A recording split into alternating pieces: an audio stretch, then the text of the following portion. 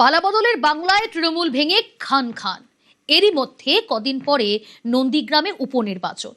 অনেকে বলেন রাজ্যে তৃণমূলের ক্ষমতায় আসার পিছনে অন্যতম ফ্যাক্টর নন্দীগ্রাম। এবার সেখানে তৃণমূল কি করবে?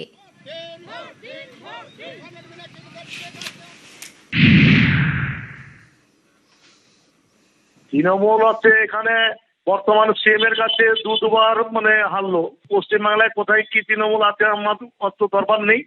ল্যাংড়া করা যে কেউ হচ্ছে দাঁড়াতে পারে। আক্ষরিক অর্থে আছে নন্দীগ্রামে তৃণমূল মারা গেছে। টিকিটের দাবিদার কোনোদিন ছিলাম না এবং কারোর কাছে হচ্ছে আমি গিয়ে লালায়িত হইনি, এখনো নয়। দল যদি দাঁড়াতে বলে উপনির্বাচনে, আমি হচ্ছে দাঁড়াতে যাবো কেন? হচ্ছে যখন হচ্ছে সুখের সময় ছিল তখন হচ্ছে আমাকে হচ্ছে দাওনি। আজকের মরা নদীতে আছে যদি বলে যে হচ্ছে তোমাকে জল হচ্ছে ভর্তি করতে হবে, আমার পক্ষে সম্ভব নয়।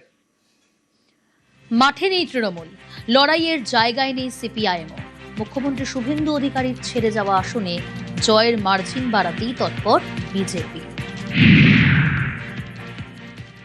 বিজেপির নীতিতে চমকানি ধমকানি নেই। আমরা ক্ষমতায় এসেছি গণতন্ত্রকে প্রতিষ্ঠার লক্ষ্যে, যেটা 34 বছরে এবং গত 15 বছরে যেটা দেখতে পাওয়া যায়নি। লড়তেই পারে আমাদের সঙ্গে, তৃণমূলও লড়তে পারে, সিপিএমও লড়তে পারে, কংগ্রেস লড়তে পারবে, কোথাও কোনো বাধা নেই। জনগণ কাকে ভোট দেবে সেটা তারা নির্ণয় করবে। রেজাল্ট বিজেপি জিতবে, 1,10,000 ভোটে জিতবে। মানুষ বিজেপির পক্ষে আছে এবং ক্ষমতায় আসার পরে কিভাবে সমাজের কাজ করতে হবে এবং জনগণের কিভাবে কাজ করতে হয়, এই 3 মাসে শুভেন্দু অধিকারী মহাশয় সিএম উনি পরিষ্কারভাবে দেখিয়ে দিচ্ছে যে কিভাবে জিরো টলারেন্সে কাজ করতে হয়।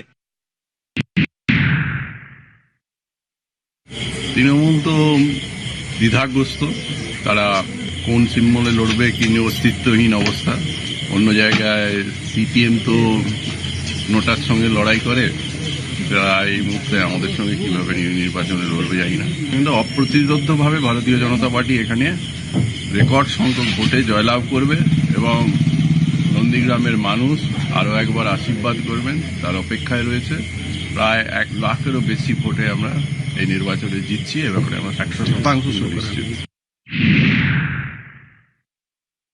2021 সালে প্রাক্তন মুখ্যমন্ত্রী মমতা ব্যানার্জি হেরেছে। 5 বছর পরে আমাদের শুভেন্দুবাবু যিনি এখানে হারিয়েছিলেন, তিনি ভবানীপুরে গিয়ে ওনাকে হারিয়েছেন। স্বাভাবিক কারণে নন্দীগ্রামের তৃণমূলীরা আর সেভাবে সাহস পাচ্ছে না যে কে দাঁড়াবে। তারা ওদের তো প্রার্থী কে দাঁড়াবে সেটাই নিয়ে এখন চিন্তার বিষয়। এখন সিপিএম সেই জায়গায় কিছু তো আছে, ঘোলা জলে মাছ ধরার চেষ্টা করতেছে, এটা বৃথা হবে। এটা কোনো এদের স্বপ্ন দেখা শুধু হবে, তাছাড়া আর কিছু নয়। ফলতায় বিজেপি জিতলেও দ্বিতীয় স্থানে উঠে এসেছে সিপিআইএম। অনেকে বলেন বাংলায় বামেদের সূর্যাস্ত গিয়েছিল নন্দীগ্রামে। ফলতার ফলে সেই নন্দীগ্রামেই সূর্যোদয়ের স্বপ্ন দেখছে বাম ব্রিগেড।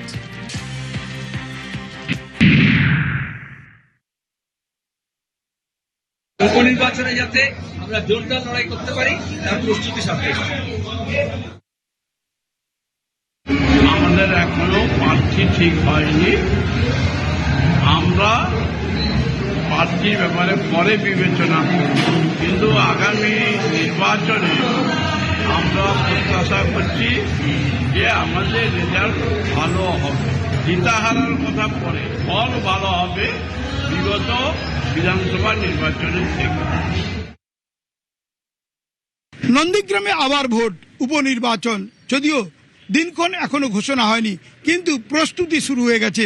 প্রস্তুতি শুরু করেছে একদিকে রাজ্যের বর্তমান শাসক দল বিজেপি, অন্যদিকে বামেরা। কিন্তু এই প্রস্তুতির যে ভোটের ছবিটা, সেখানে কিন্তু নন্দীগ্রামে দেখা যাচ্ছে না ভোট প্রস্তুতিতে তৃণমূলকে। কারণ কি? সেখানে কিন্তু তৃণমূলের তরফে সামনাসামনি কোনো কিছু বলা না হলেও যেটা তারা অভিযোগ করছেন, শাসানি ভয় দেখানো, বিজেপির বিরুদ্ধে অভিযোগ, যদিও বিজেপি সেই অভিযোগ অস্বীকার করেছে। নন্দীগ্রাম থেকে ক্যামেরা অতনু জানা এবং পিন্টু সরকারের সঙ্গে সুজিত ভৌমিক, নিউজ 18 বাংলা।